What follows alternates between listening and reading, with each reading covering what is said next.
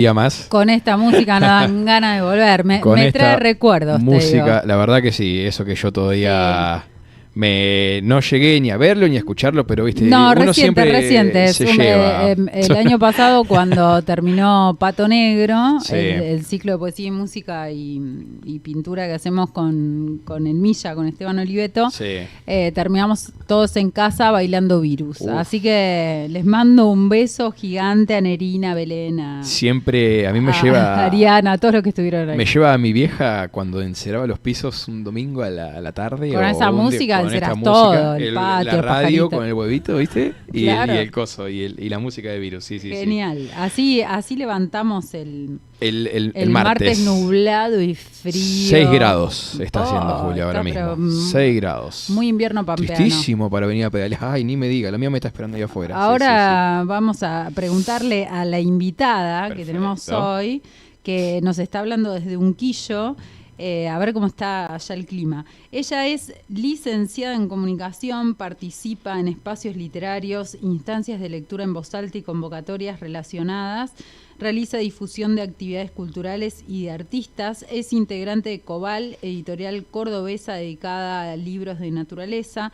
Actualmente reside en Unquillo, Sierras Chicas, Córdoba, desde donde se gestó Tal vez plantar un árbol, que es el poemario del que vamos a hablar hoy. Hola Ana Cepi, ¿cómo estás? Hola, qué gustazo. Al fin nos conocemos. Gélido total, gélido. Bueno, pero ustedes deben estar ahí. Debes estar en un lugar calentito. Yo recién llegué acá y dije, ay, qué bueno que está calentito, porque venía helada. Tengo una estufa que es una nave espacial y además justo hoy a la mañana escucho las motosierras que estaban de la municipalidad haciendo una poda y empecé a juntar todos los palitos que dejaron, así que la acabo de prender al palo, así que estoy en el mejor de los estados. Claro, un hogar es lo mejor, una estufa a leña es lo mejor para el frío. Nosotros acá estamos con estufa a gas, que no es igual, ¿viste? Es como la comparación entre la estufa a querosén y la estufa a gas. Bueno, el hogar o la estufa a leña y la estufa a gas son dos cosas distintas.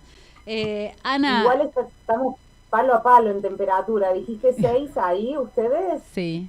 Entonces, Unquillo 6 también. Ah, no mira. se ve, pero... Mira, frío. Bueno, frío. Sí. No, hoy no es día de Fernet.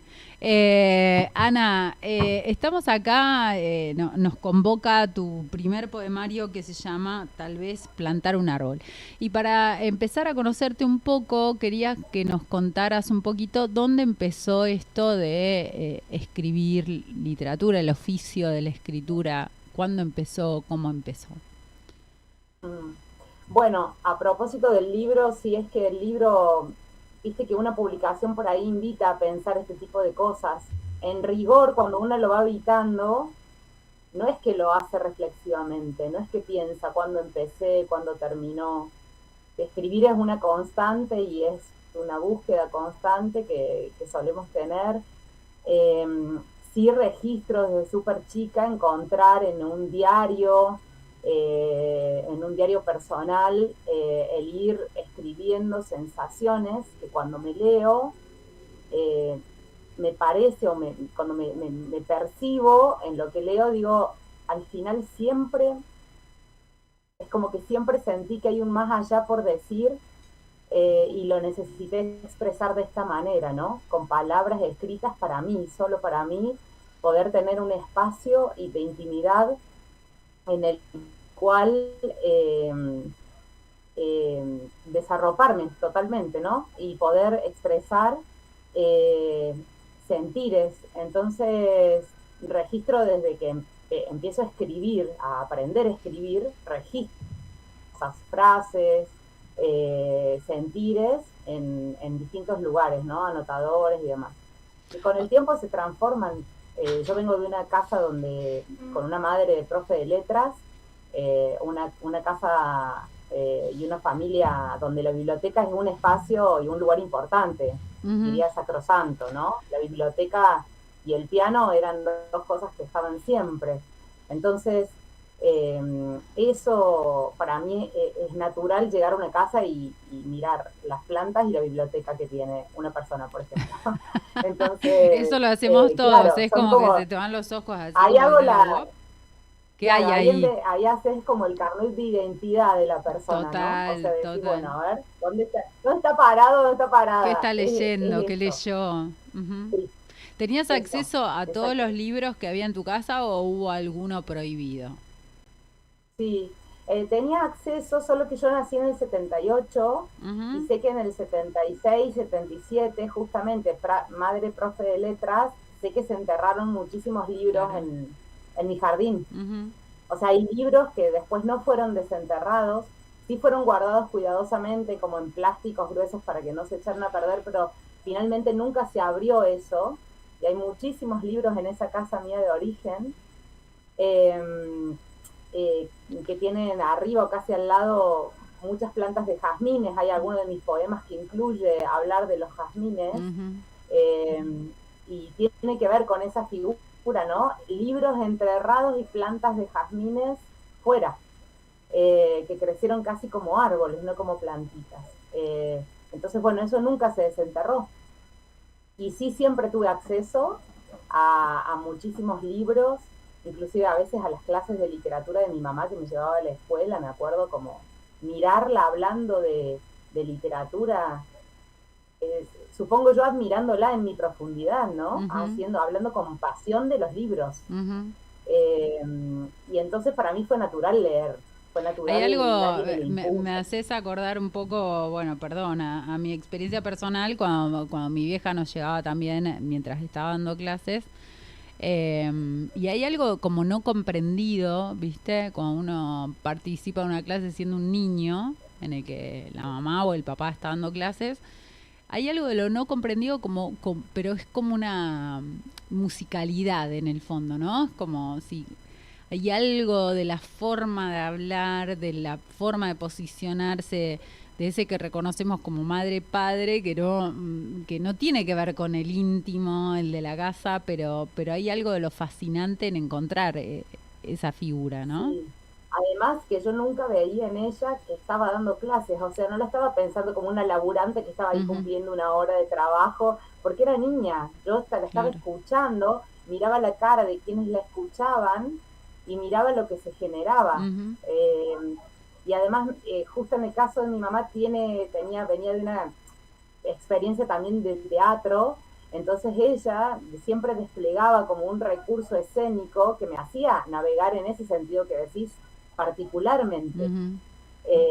De hecho, representaban muchas cosas teatralmente después con sus estudiantes, y yo crecí de esa manera. Entonces, para mí, si bien siempre sentí mucha vergüenza y de mostrarme y de leer, Mm. para mí, ahora que me encuentro con la lectura de mi propio poemario, hay una especie de naturalidad que viene de algún lugar, tal vez de este, ahora que lo Ujú. estoy diciendo, Ujú. ¿no?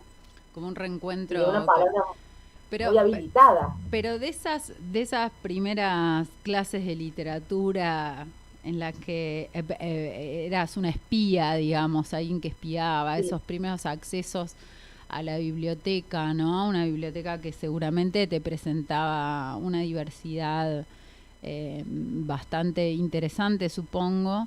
Eh, Digo, de ahí a el primer poemario debe haber pasado de todo, ¿no? toda la vida. Y me refiero al oficio de la escritura, a la lectura. Cómo fueron los primeros pasos de aquel diario íntimo hasta, bueno, voy a armar un poemario? Claro, la verdad es que primero, viste que yo me reconozco, creo que nos pasa un poco, básicamente lectores, siempre lectores, toda la vida lectores, y en algún momento escribir, entonces yo siento que en realidad siempre lo que hice fue leer, y comerme los libros, así que como ver 10 cosas y decir quiero leer todo a la vez y todo me parece interesante, tanto de mi carrera formativa como que es la comunicación, como de todas, de cualquier otra cosa que Ujú. esté dando vuelta. Yo quería saber de todo. Entonces, eh, eso me provocó que muchos años sea solamente eso y que me escriba y deje montón de anotadores dando vueltas. Y en un momento, a propósito de la pandemia, me invita Pedro Santos de Luca, nuestro Pedro, querido, nuestro querido Tato. Y a un vivo, claro, y a un vivo de poesía dominguera, que yo sentí que era un montón para mí, pero a partir de ahí, de la gente que empezó a escuchar, digo, por esto también de la comunicación, que uno a veces no dimensiona lo que está haciendo, y me escuchan algunos poetas que luego se contactan por privado y que en el caso de Misael Castillo, que me acompañó todo el proceso, me dice, ¿tenés algo publicado? Decime cómo consigo lo tuyo. Y ahí yo por primera vez me pregunté si yo quería publicar algo de lo que fue así de... Viste que somos una generación, vos naciste en el 78, yo nací en el 77, viste que es una generación que va lenta con las publicaciones. Totalmente. ¿Por qué crees que sucede eso? Digo, no es una generación que fructifique en poemarios, en 2, 3 poemarios anualmente o en un poemario anualmente, ¿no? Es como que es otro el proceso, los tiempos. ¿Por qué crees que sucede?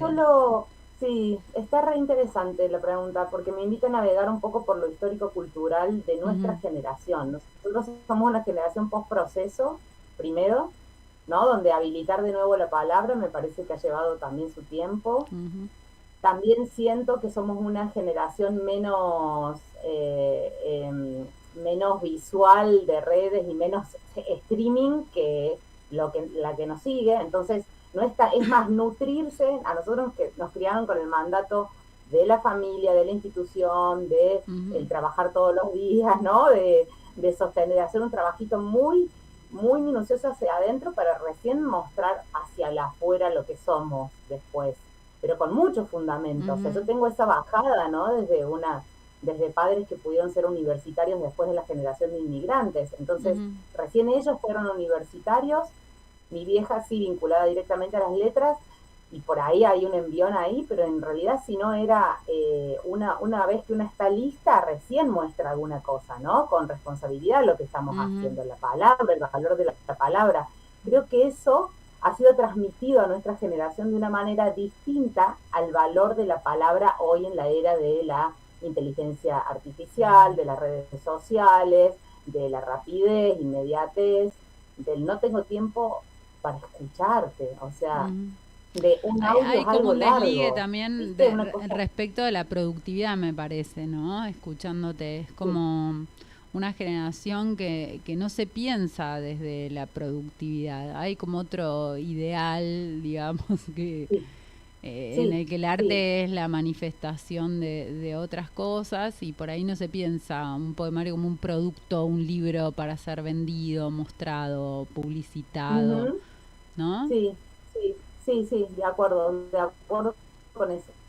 Pero también yo siento, inclusive me desafió mucho y me interpeló mucho en el diálogo intergeneracional con Misael, porque él claramente es de otra generación, esto de decir, dale, publicá, dale, sacá, largá, hay que hacer y terminar hacer otro, dale. ¿No? Él me planteó este diálogo de alguna manera, no explícitamente, pero sí lo sentí así. Y yo que tengo una personalidad que habitualmente soy de decir hacer, capricorniana pura, ascendente en Aries, o sea, una cosa, no tengo escapatoria, soy decir hacer, y un sentir pisciano, o sea, un sentir muy poético. La verdad es que sentí que estaba como fuera de mí y que el que me estaba marcando el ritmo era él, en realidad. Entonces él tal vez no lo percibe como tal, pero yo siento que sin ese envión, tal vez no sé si hubiera publicado el libro. Inclusive. Bueno, Tato tiene una frase que ahora no me va a salir literalmente, que dice: la poesía es como el vínculo entre amigos, ¿no? Hay algo de eso también, ¿no? La poesía es un nicho muy, muy pequeño en comparación a otros géneros, inclusive literarios, y es casi como quienes escriben poesía leen poesía, ¿no? Es como una cosa ahí medio retroalimentada.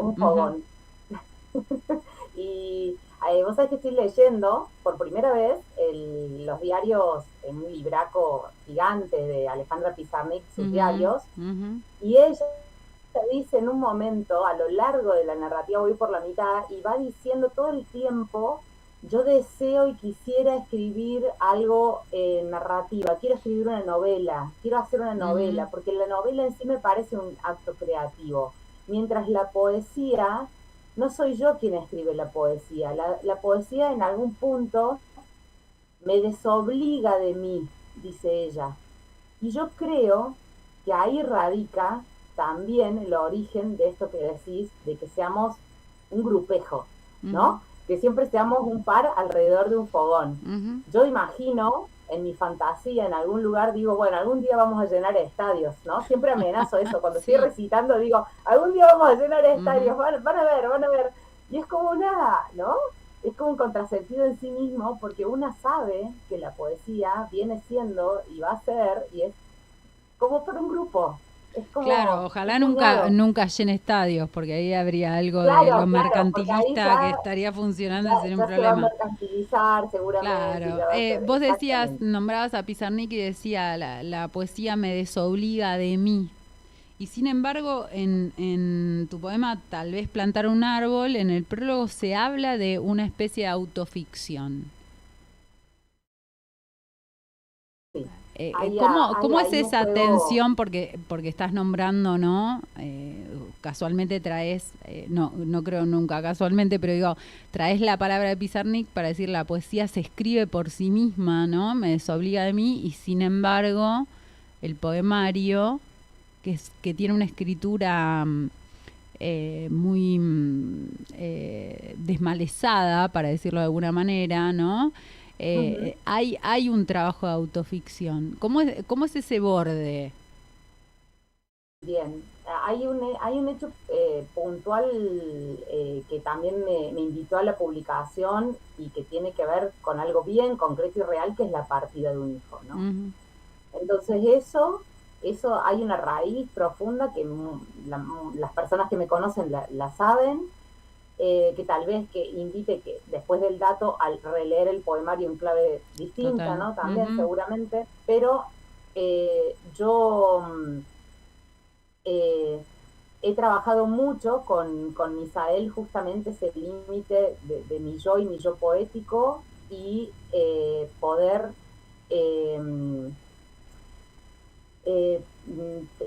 trabajar también a través de la tensión que implica un silencio, del no decir todo, que ahí estés vos, ¿no? Que ahí estés vos con tu lectura, que sos quien me está leyendo. Claro, hay entonces, una búsqueda de un lector, digamos, que de alguna manera puede reposicionar en ese sentido, ¿no? Y el silencio también como una apuesta a la palabra que nunca es suficiente, ¿no?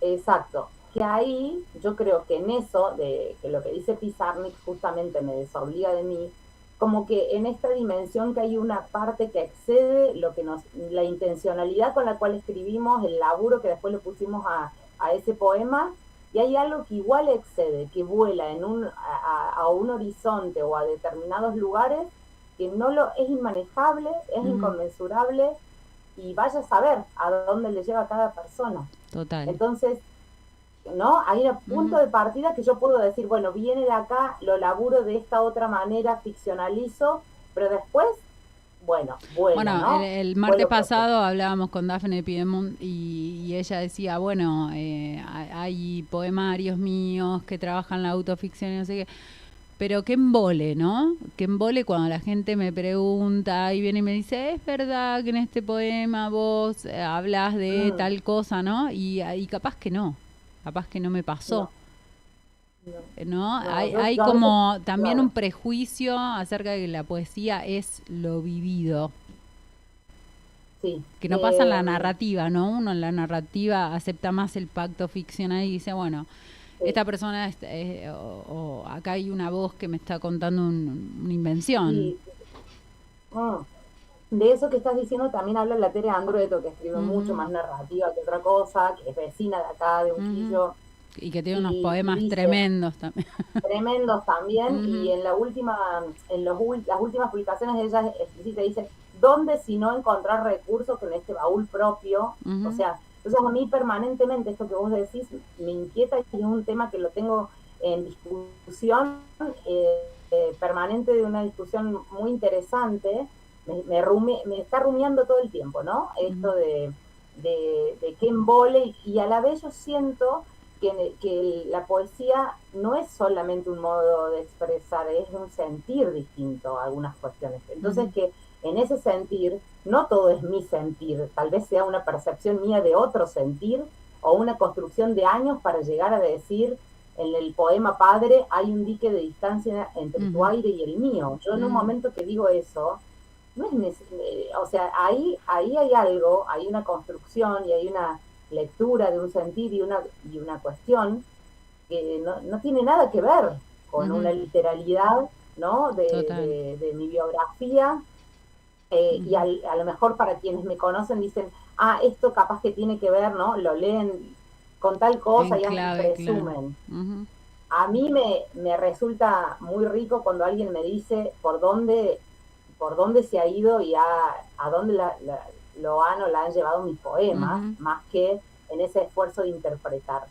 Yo no sé por qué existe, a nivel psicológico por ahí estaría bueno saber esta cosa de decir, pucha, todo lo que está escribiendo será exacto, porque todos, también como lectores lo hacemos a veces, ¿no? O sea, digo, nosotros nos quejamos, pero lo hacemos a veces, de decir, che, ¿esto lo habrá vivido o no? Ese no sé si es el morbo de, ¿no? De querer escarbar. Bueno, porque hay un pacto capaz, ¿no? Está el pacto ficcional entre el lector y el autor y bueno, vamos con esta verdad de este mundo ficcional y eso está buenísimo. Recién decías, bueno, la Tere dice, decimos la Tere a la Tere Andrueto, porque no hay otra en literatura. Digo, esto de recabar un poco del cajón propio, y me hacías acordar un ensayo de Mary Oliver en el que ella dice, bueno, uno cuando escribe no es el yo de la infancia, ¿no? Es como, bueno, es una fuente a la que va el caballo alado y debe masticar mucho eso para, supongo, entiendo, entre líneas, para que se transforme en poesía y no sea un diario íntimo, ¿no? Sí, está bueno esto que traes. Yo también en el propio proceso reconozco que este primer poemario es un nacer.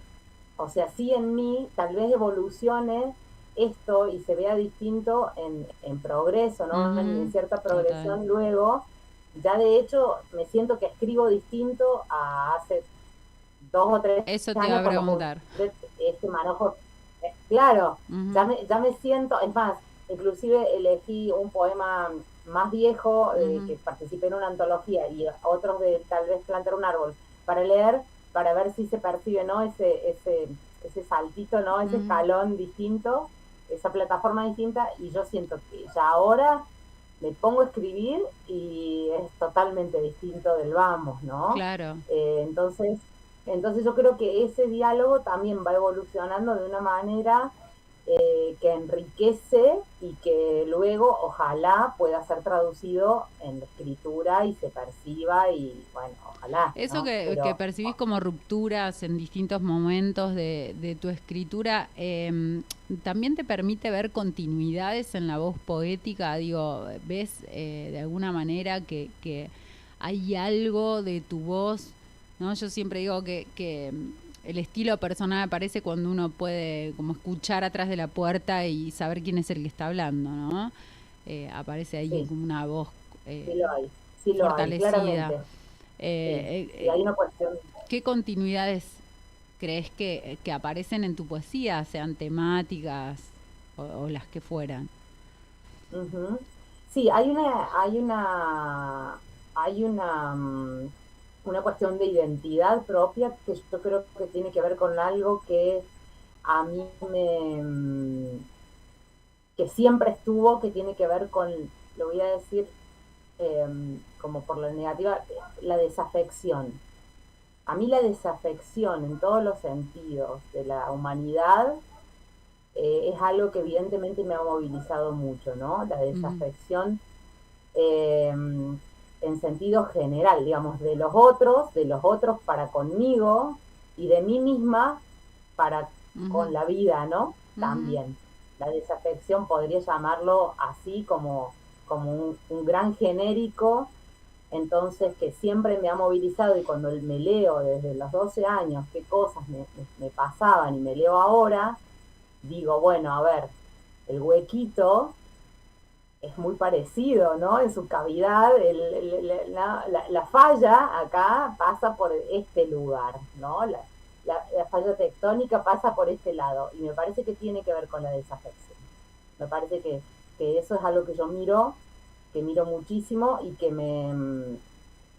eso hace que me provoca la erupción, digamos, de las palabras, el querer expresarlo de alguna manera, lo inexpresable en realidad, lo inenarrable. A la hora de escribir, entonces, la palabra, ¿la buscas, digamos, o sucede? Digo, decís, bueno, no, me voy, viste que hay gente que se sienta a escribir todos los días, cosa admirable. No, ese método, ojalá. No, bueno, hay gente que sí, viste, o se propone, voy a escribir un poemario sobre tal temática, y hay gente que no, que va mascullando en interioridad, y un día, o de repente, bueno, tomados por la musa, no sé, ¿cuál es de tu situación?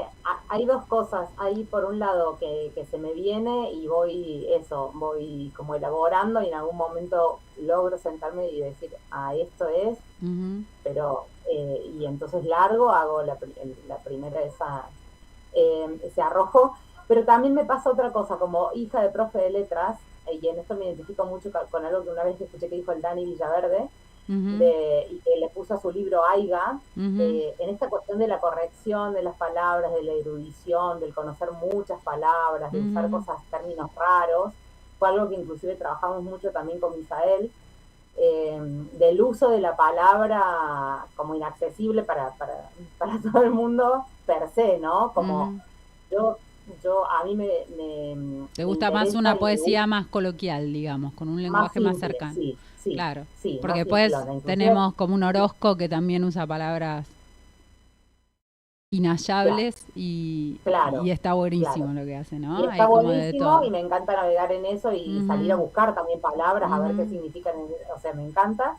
Pero yo me imagino distinta la lectura de mis cosas, y yo quiero expresarme de una forma distinta, porque es una ruptura también con todo esto más académico y de lo correcto, con un discurso con el que crecí. Entonces también es una ruptura con eso. Tal vez una podría escribir mucho más así.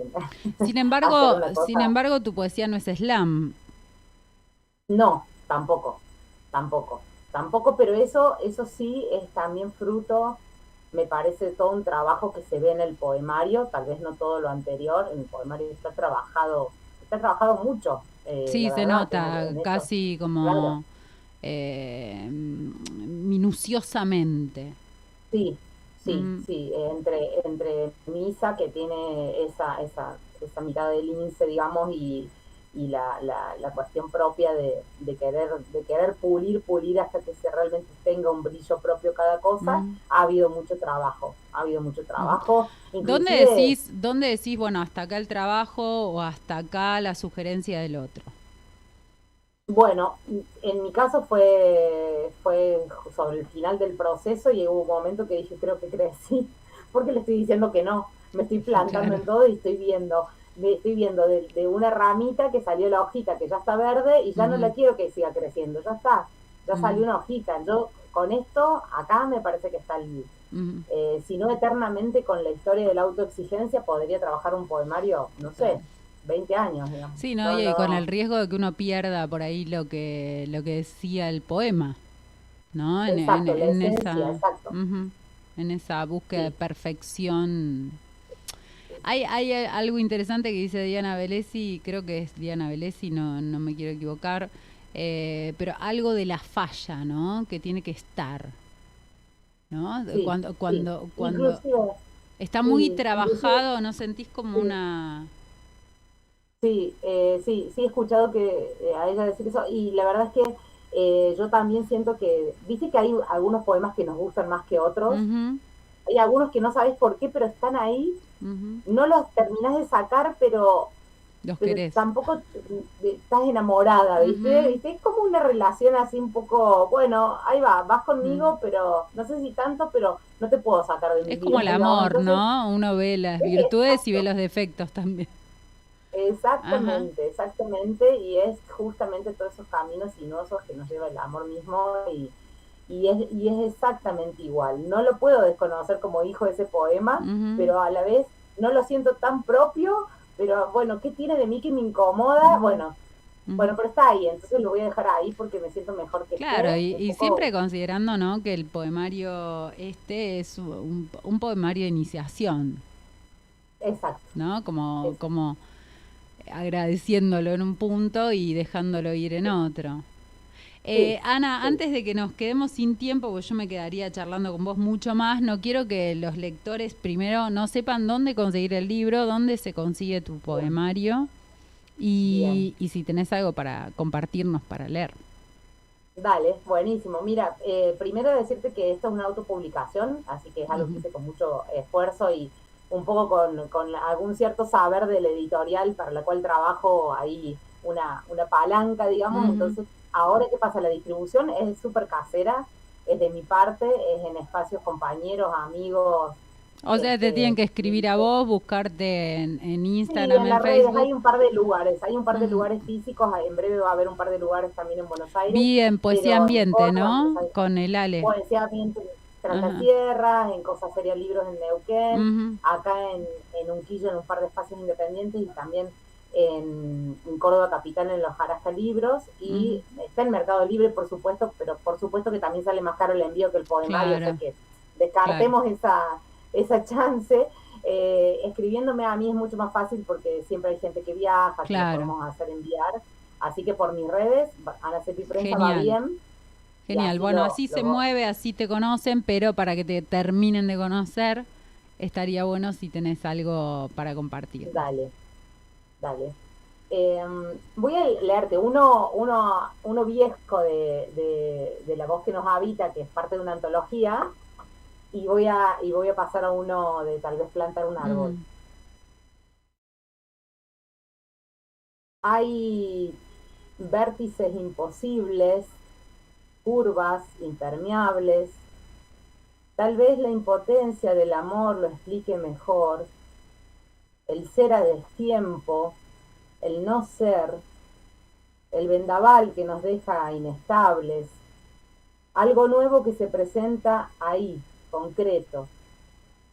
No hay contundencia que sea tal, ni canoas que se usen siempre para navegar. Igual, vamos a la orilla, miramos el pronóstico, zarpamos. No hay amor que sea todo el tiempo. Así estamos. Tremendo. Bueno, esa es parte de esa Ujú. antología y de tal vez plantar un árbol. Voy a leer el que da título al libro. Tengo un pico en la mano, me rodea mi patio, no puedo escapar. Le doy a la tierra un tronco mi rabia, sigo cavando. La impotencia es una puerta que no para de crujir. Las partidas suceden después de todo, como aquel día que de un carro cayó mi pico y me pregunté, ¿para qué querría yo tal cosa? Tremendo. El poemario es... No, no lo voy a calificar, pero es muy conmovedor. La verdad que análisis críticos literarios no, en este espacio no hacemos. Mejor. Academicistas no. Está bueno recuperar el oficio desde el oficio mismo, que lleva toda una vida y que siempre, nada, propone nuevos hallazgos y eso está buenísimo. Así que, bueno, nada, agradecerte por formar parte de estas entrevistas 2024 y ojalá que el libro llegue a todos lados. Sí, yo te agradezco muchísimo, Juli, el espacio, el amor sostenido puesto en cada programa. Me he dedicado muchísimo a escucharte mucho antes de saber de este espacio que iba a tener. Siempre he estado del otro lado, admirando esa labor de casi de seguir surciendo, ¿no? Historias, de ir armando, mostrando esta trama que somos, este fogón. Entonces, yo siento esa calidez a partir de tus palabras, sin conocerte cara a cara. Ya nos vamos a conocer seguramente en algún fogón. Seguro, seguro. ¿Puedo regalar uno más y terminamos? Dale, por favor, sí. Dale, robo un segundo más. Me decías, mientras comíamos, cómo pesaba todo. Yo miraba por la ventana, sentí un recuerdo que migraba en fotos viejas, mías. Abrí unos estantes llenos de cosas. Me preguntaba en voz baja, ¿esta es mi casa? Reconocí su aroma, perfecto, porque crecí entre jazmines. Hermoso, y con la anécdota que contaste antes. Gracias. Por esta etapa. Gracias, Ana, te mandamos un abrazo inmenso y ojalá pronto nos encontremos en algún lugar. Un beso inmenso, abrazo poético. Gracias por el espacio. Bueno, así pasaba Ana Seppi en otro martes de literatura de Siempre Soy y nos volvemos a encontrar el próximo martes.